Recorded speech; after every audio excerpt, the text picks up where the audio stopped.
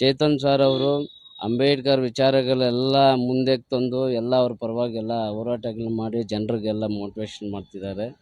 ಈಗ ಕಾವೇರಿ ನೀರು ಎಲ್ಲಾನು ಕುಡಿತಿದ್ದೀವಿ.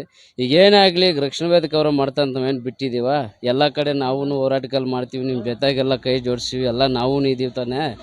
ನೀವು ಅಂಥ ಮಾತುಗಳೆಲ್ಲ ಕೆಟ್ಟ ಮಾತುಗಳೆಲ್ಲ ಬರೆಸಿ ಮಾತಾಡಿದ್ದೀರ. ಸಾರಾ ಗೋವಿಂದ್ ಅವರು ಕ್ಷಮೆ ಕೇಳಲೇಬೇಕು.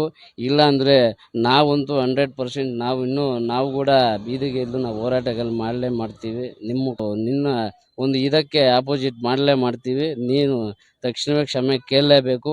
ಏನಂತಂದು ಪದಗಳು ಏನು ಕೂಡ ಬಳಸಿಲ್ಲ ಚೇತನ್ ಸರ್ ಅವರು. ನೀನು ಕ್ಷಮೆ ಕೇಳಲೇಬೇಕು. ಒಳ್ಳೆ ಮನುಷ್ಯ. ಏನು ಎಲ್ಲ ಅಂಬೇಡ್ಕರ್ ಒಂದು ವಿಚಾರ ಆಗಲಿ, ಪೆರಿಯಾರ್ ವಿಚಾರ ಆಗಲಿ, ಸಮಾಜದಲ್ಲಿ ಸಾಮಾಜಿಕ ಒಂದು ಸಮಾನತೆ ನ್ಯಾಯಕ್ಕೋಸ್ಕರ ಪಾಪ ತುಂಬ ಹೋರಾಟ ಮಾಡ್ತಿದ್ದಾರೆ ನಮ್ಮ ಚೇತನ್ ಸರ್ ಅವರು. ಅಷ್ಟೊಂದು ಯಾರು ಕೂಡ ಮಾಡ್ತಿರಲ್ಲ ನಮ್ಮ ಈ ಕ್ಷೇತ್ರದಲ್ಲಿ. ಏನು ನಿನಗೆ ಕರ್ನಾಟಕದಲ್ಲಿರುವ ಯೋಗ್ಯತೆ ಇಲ್ಲ ಅಂತಿರಲ್ಲ, ಏನು ಈ ಬೆಂಗಳೂರು ಎಲ್ಲರೂ ಎಲ್ಲ ಕಡೆನೂ ಬಂದು ಬದುಕವ್ರು ಇಲ್ಲಿ. ಅದೊಂದು ಅರ್ಥ ಮಾಡ್ಕೊಂಡು ಮಾತಿಂದ ತಗೊಂಡು ಕ್ಷಮೆ ಕೇಳಬೇಕೆಂದು ನಾವು ಹೇಳ್ತಿದ್ದೀವಿ. ಇದು ನಮ್ಮ ಆಕ್ರೋಶ ಸಾರಾ ಗೋವಿಂದ್ ಅವರ ವಿರುದ್ಧ ಅಂತ ಚೇತನ್ ಸರ್ ಅವರ ಫ್ಯಾನ್ಸ್ಗಳು ಹೇಳ್ತಾ ಇದ್ದಾರೆ. ಎಲ್ರಿಗೂ ಜೈ ಭೀಮ್.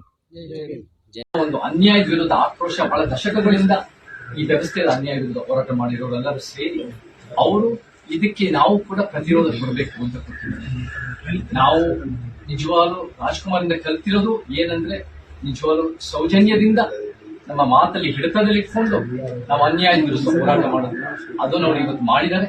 ನಾವೆಲ್ಲರ ಜೊತೆಗೆ ಸೇರಿ ರಾಜ್ಕುಮಾರ್ ಕಂಡ ಒಂದು ಚಿತ್ರರಂಗನ್ ಕಟ್ಟಣ, ಶತಮಾನದ ಕವಿ ಕುವೆಂಪು ಅವರು, MD ನಂಜುಂಡಸ್ವಾಮಿ ಅವರು, ಪ್ರೊಫೆಸರ್ ಬಿ ಕೃಷ್ಣಪ್ಪ ಅವರು, ಎಲ್ಲಾ ಒಂದು ರೀತಿಯ ಹೋರಾಟಗಾರರು, ಶಾಂತಿವೇರ್ ಗೋಪಾಲ್ ಗೌಡರು ಕಂಡ ಒಂದು ಕರ್ನಾಟಕನ ಕಟ್ಟಣ, ಅದು ನಮ್ಮ ಉದ್ದೇಶ. ಅಂದ್ರೆ ಯಾರು ನಿನ್ನೆ ಬಂದು ಗುಂಡಗಿರಿ ಕೈ ಎತ್ಕೊಂಡು ಬಡಿಯಕ್ಕೆ ಬಂದಿದ್ದಾರೆ, ಒಂದು ಗೂಂಡಾವರ್ತನೆ ಮಾಡುವ ಅಂತ ಏನು ಜನರ ಧ್ವನಿನ ಕ್ರಶ್ ಮಾಡಕ್ ಟ್ರೈ ಮಾಡ್ತಾ ಇದ್ದಾರೆ, ಬಾಯಿ ಮುಡ್ಸಕ್ ಟ್ರೈ ಮಾಡ್ತಾ ಇದ್ದಾರೆ.